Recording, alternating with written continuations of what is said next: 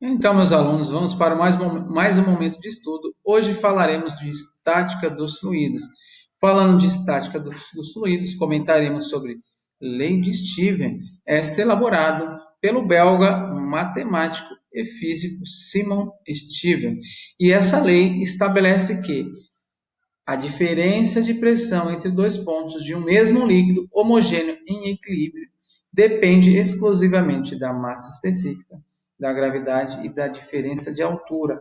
H significa a diferença de altura entre esses dois pontos que eu queira determinar essa variação de pressão. Então, percebeu-se que em pontos diferentes de um mesmo fluido, tínhamos diferentes pressões e essa pressão aumenta conforme a gente vamos se aproximando de uma profundidade maior. E essa pressão obrigou a sociedade a inventar aparelhos tecnológicos que suprissem, que fossem capazes de suportar a pressão em determinados lugares. Esse aparelho tecnológico é chamado de escafandro, que são essas roupas aqui que fazem com que o ser humano seja capaz de suportar altas pressões em um fluido. Falaremos também do princípio de Pascal, esse princípio de Pascal que estabelece que uma variação de pressão em um fluido homogêneo em equilíbrio é transferido para todos os pontos desse fluido. Então, estamos na mochila número 4, aula 61, estática dos fluidos, página 95, lei de Steven. Então, temos que a lei de Steven estabelece que a variação de pressão entre dois pontos de um fluido é proporcional à massa específica vezes a gravidade vezes a altura. Consequência da lei de Steven também chegaram-se à conclusão que, em um líquido em equilíbrio, a superfície livre de um líquido em equilíbrio será sempre horizontal. Se eu tenho dois pontos e esses dois pontos estão em mesmo nível, ou seja, possuem, em relação a um referencial possuem mesmo H, então essa diferença de altura entre eles será nula. Essa parte da minha equação fica nula, menos PA passa para o outro lado PA. Lembrando que PA e PB são pontos quaisquer desse fluido. Então, chegamos que pontos que estejam na mesma posição, que estejam nivelados, apresentarão a mesma pressão. E também temos que a pressão em um ponto qualquer desse fluido não depende do formato do recipiente que contém esse fluido, apenas da altura. Então, temos que a superfície livre de um líquido em equilíbrio é sempre horizontal. Pontos de um mesmo líquido em uma mesma altura apresentam a mesma pressão, PA igual a PB. Todos os pontos A e B estão no mesmo nível, possuem a mesma altura, então terão a mesma pressão também. Finalizando, a diferença de pressão entre dois pontos depende exclusivamente da da diferença de altura entre esses dois pontos e o formato do recipiente que os contém não interfere no valor dessa pressão. O princípio de Pascal, ou seja, nos indica que uma variação de pressão num líquido homogêneo em equilíbrio ela é propagada para qualquer ponto desse líquido. Se um ponto qualquer de um líquido homogêneo em equilíbrio sofrer um acréscimo de pressão, todos os demais pontos desse líquido sofrerão o mesmo acréscimo de pressão. Aparelhos tecnológicos que funcionam baseado nesse princípio. Temos o freio hidráulico, tudo bem? Lembrando que pressão é força sobre área, então variação de pressão é uma variação da força dividido pela área, e essa variação de pressão se propaga em todos os pontos desse fluido. Então, num ponto qualquer aqui que esteja em contato com a nossa lona, eu tenho a mesma variação de pressão. É determinada como uma força 2 dividido por uma área 2. Num ponto 2 qualquer, eu tenho uma área 2 e uma força 2. Essa área 2 já é pré-estabelecida, a área 2 será sempre maior que a área 1. Então, temos uma força 1 dividida por uma área 1, proporciona uma variação de pressão. Essa variação de pressão será a mesma em um ponto 2 qualquer, sabendo que a área 2 é maior que a área 1, então obriga que teremos que ter uma força 2 maior que uma força 1. Então, a ideia que nós temos aqui, o princípio fundamental, é que teremos uma ampliação da força, tá bom? A força de atuação num ponto 2 qualquer será maior do que a força aplicada num ponto 1. Então, nós temos que a variação de pressão no ponto 1 é igual à variação de pressão no ponto 2, e essa variação de pressão é calculada pela força dividido pela área, força 2 dividido pela área 2. Agora, vamos aplicar esses conceitos na resolução de exercícios. O tubo em U esquematizado a seguir contém dois líquidos não miscíveis, que não se misturam. O líquido de maior volume, esse azul, possui densidade 1,5 gramas por centímetro cúbico. Qual a densidade do outro? Então, utilizaremos o princípio de a lei de Steven. A lei de Steven nos estabelece que pontos de um mesmo líquido que estejam à mesma altura, vamos adotar como referencial essa linha aqui, tá bom? Então, esses pontos que estão à mesma altura terão a mesma pressão.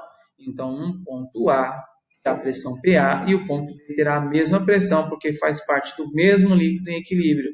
Como que eu calculo a pressão A? A pressão em A é devida à pressão exercida por essa coluna de líquido mais a pressão atmosférica. A pressão em B é devido a essa pressão dessa coluna desse líquido, mais também a pressão atmosférica. Pressão atmosférica mais μ vezes G vezes H1 é igual pressão atmosférica mais μ2 vezes G vezes H2.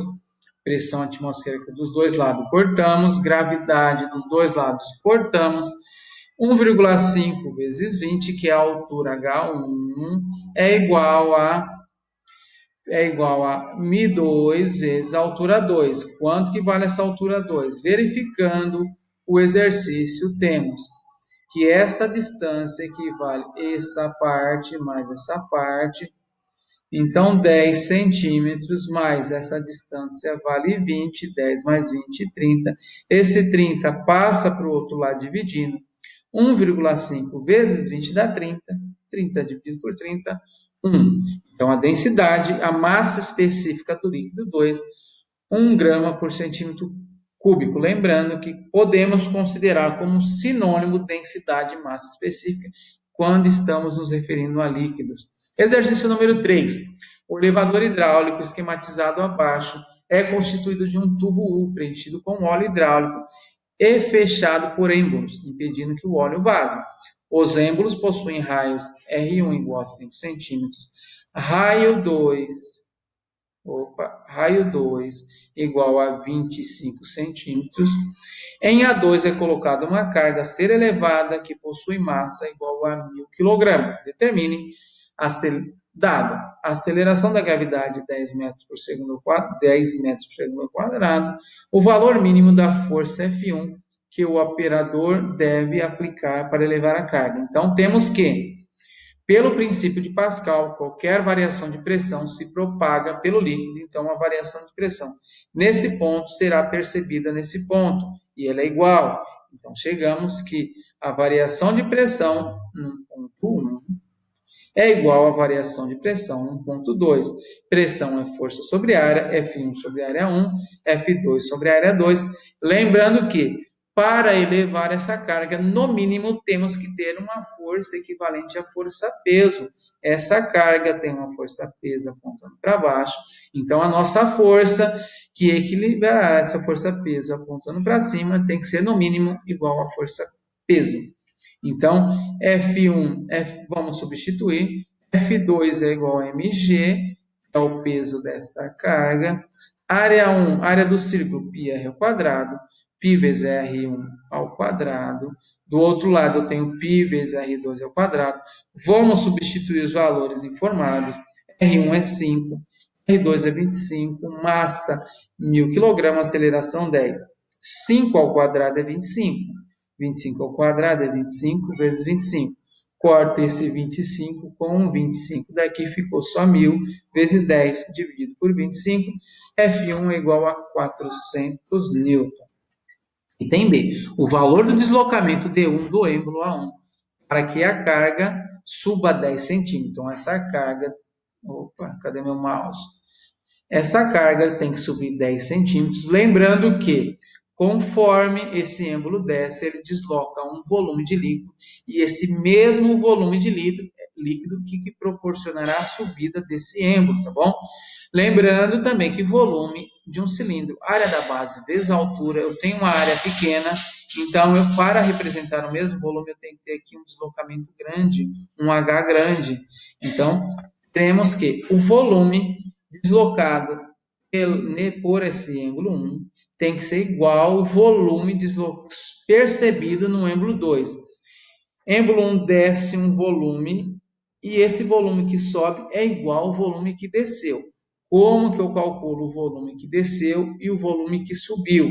Então, o volume que desceu, a área da base vezes a altura, que é o nosso deslocamento. O volume que subiu, que é igual, que vai ser a área da base, a área do cilindro, vezes a altura que eu chamei de deslocamento. A área πr ao quadrado, e dos dois lados cortaremos. Vamos substituir o valor do R. R1 vale 5, R2 vale 25, 5 ao quadrado 25, 25 novamente corta com 25 daqui, D1 é igual a 25 vezes 10, D1 é 250 centímetros. Uma descida de 25 centímetros, 250 centímetros, nesse êmbolo corresponde a uma subida de 10 centímetros desse êmbolo, e ambos representam a mesma quantidade de volume. Pessoal, encerramos essa aula 61. Qualquer dúvida, conversaremos posteriormente.